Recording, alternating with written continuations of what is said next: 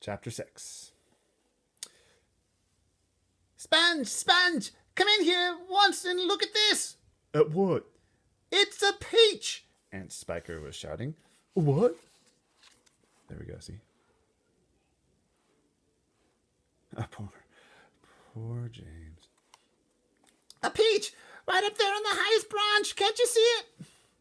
I think you must be mistaken, my dear Spiker. That miserable tree never has any peaches on it. There's one in it now, Sponge. You look for yourself. You're teasing me, Spiker. You're making my mouth water on purpose when there's nothing to put into it. Why, that tree's never even had a blossom on it, let alone a peach. Right up on the highest branch, you say? I can't see a thing. Very funny, haha. Good gracious me. Well, I'll be blowed. There really is a peach up there. A nice big one, too, Aunt Spiker said. A beauty, a beauty, Aunt Sponge cried out. At this point, James slowly put down his chopper and turned and looked across at the two women who were standing underneath the peach tree. Something is about to happen, he told himself. Something peculiar is about to happen any moment.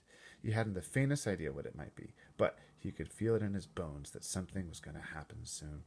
He could feel it in the air around him, in the sudden stillness that had fallen upon the garden. James tiptoed a little closer to the tree. The ants were not talking now. They were just standing there, staring at the peach. There was not a sound anywhere, not even a breath of the wind. Ooh, go Zelda. Not even a breath of the wind. And overhead, the sky blazed down upon them out of the deep blue. And overhead, the sun blazed down upon them out of a deep blue sky. It looks ripe to me, Aunt Spiker said, breaking the silence. Then why don't we eat it? Aunt Sponge suggested, licking her thick lips. We could have half each. Hey, you, James, come over here at once and climb this tree. James came running over. I want you to pick that peach up there on the highest branch, Aunt Sponge went on. Can you see it? Yes, Aunt Sponge, I can see it. And don't you dare eat any of it yourself. Your Aunt Spiker and I are going to have it between us right here and now. Half each. Get on with you. Up you go.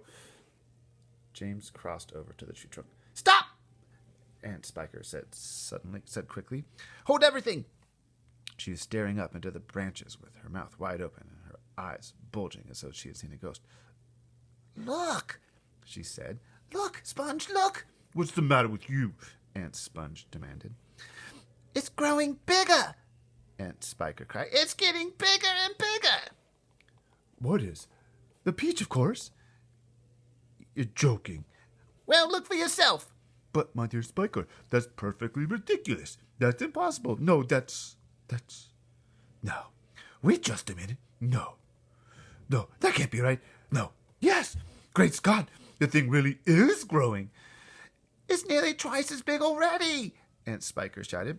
It can't be true. It is true. It must be a miracle. Watch it.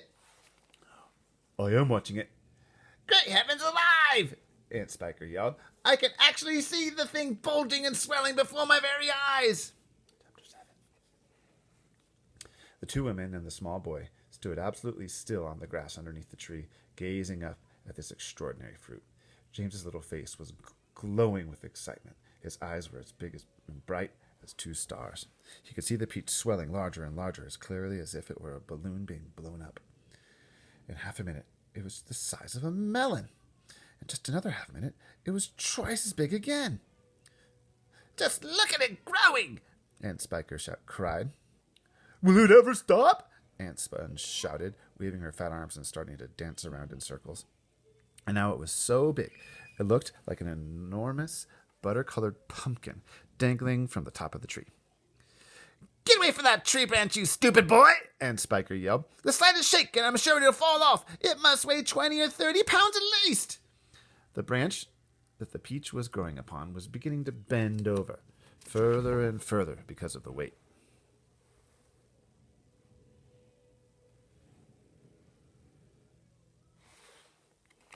Stand back! Aunt Sponge shouted. It's coming down! The branch is going to break!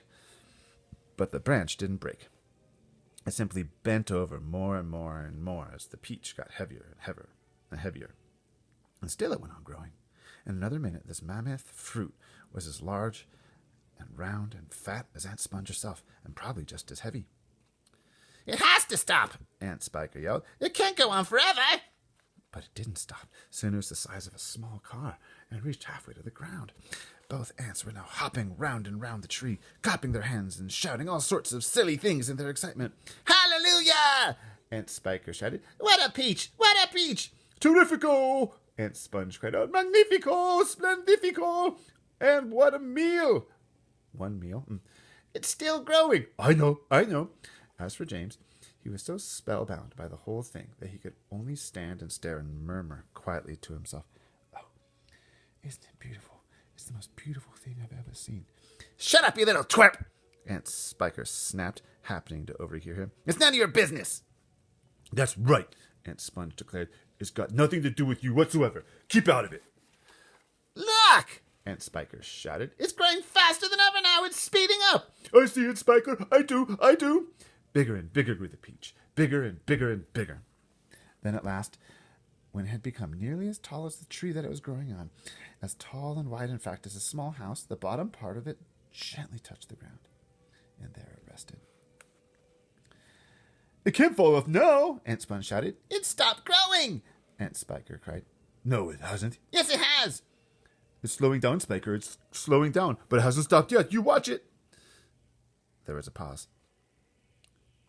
It has now. I believe you're right. Do you think it's safe to touch it?